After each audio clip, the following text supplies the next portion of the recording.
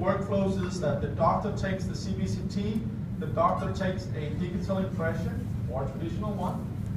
We combine it in the software, and then actually the doctor sends it off to the lab. The lab does a suggestion for position of the implant, even for single units. And then he asks the doctor to approve it, either on his iPhone or in a similar application. When the doctor approves it, the lab can go ahead and create a surgical guide, and he can, at the same time, and this is what I think is really cool, he can bring in the position, and I'm going to show you this live, can bring in the position into the dental system and create, together with a surgical guide, create either a custom healing abutment or even a immediate loading abutment with a temp on top or a crown on top. And this workflow I'm going to show you right now. Obviously, if the doctor wants to exactly place the implant himself, in this software he can also do that, or he can even do his fill guide himself if that's what he wants. But as everything is supplied by 3Shape, the whole thing is very nicely integrated. Implant Studio Live demo. Let me see if I can do that. All right, so the first thing, when you enter to the software, we have a CBCT scan. And now I know it doesn't look very nice, but it's the reality, it's a real case. And over here we have a 3-year scan. And the first thing we want to do is to have the computer try and match these two up. And in order to help it, we identify some 3 points here. It doesn't need to be extremely accurate. It will do a computer optimization afterwards. So that goes as quick as this. You can actually validate the computer suggestion here and see that everything is within a certain micron range. So I'm going to accept that and move on here. The next step is to just quickly define a panoramic curve so that we can have the side image here. And here you can actually choose also different width for your panoramic view.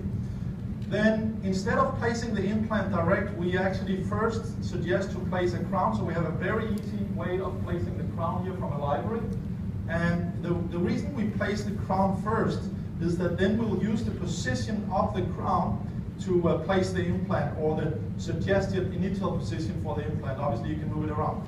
And again, you don't need to do this very accurate because in the lab they can modify it further. But if you want to, you can actually, modify the shape of the crown and whatnot. But I think this is pretty good, at least for the position of the implant.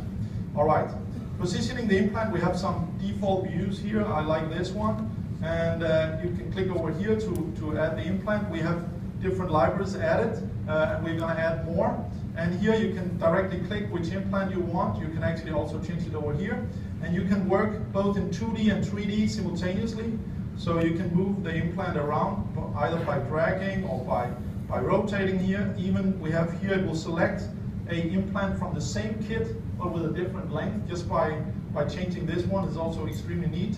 And down here you can work on a 2D image. If you like it bigger, you can directly enlarge it. And again, I know it's not a perfect CBCT scan, but this is most of the time the reality when you have a little bit of metal in there and other stuff. We see immediately how it interacts with the sleeve here, so that we have a place for the sleeve for the guide. And we can also immediately see how the exit hole would be given this type of crown, so that we take into account if we want to create a screw retained restoration, which I'm really in favor of because it's much easier for the doctor and the lab. Then we can directly see here if we are penetrating the inside, what's it called, the facial surface. Thank you.